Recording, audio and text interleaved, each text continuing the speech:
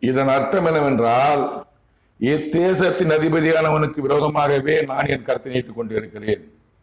மு.க.ஸ்டாலின் விரோதமாகவே கடவுள் தன் கருத்தை நீட்டிக் கொண்டிருக்கிறார்.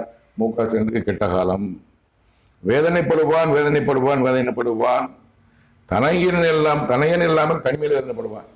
வேதனைப்படுவார். மு.க.ஸ்டாலின் வேதனைப்படுவார். தனையெல்லாம் மகன் இல்லாமல் தனிமையிலே வேதனைப்படுவார். பார்ப்போம். வாதையோடு வேதனைப்படுவான்.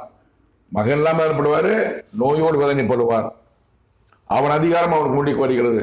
தமிழக முதலமைச்சர் பதவி மு.க.ஸ்டாலின் அவர்களுக்கு முடிவுக்கு வருகிறது. சிறையிருப்பு அவனுக்கு ஆயத்தப்படுத்தப்பட்டுக் கொண்டிருக்கிறது. சிறையிருப்பு மு.க.ஸ்டாலின் அவர்களுக்கு ஆயத்தப்படுத்தப்பட்டுக் கொண்டிருக்கிறது. இது என் வார்த்தை அல்ல, கடவுளின் வார்த்தை.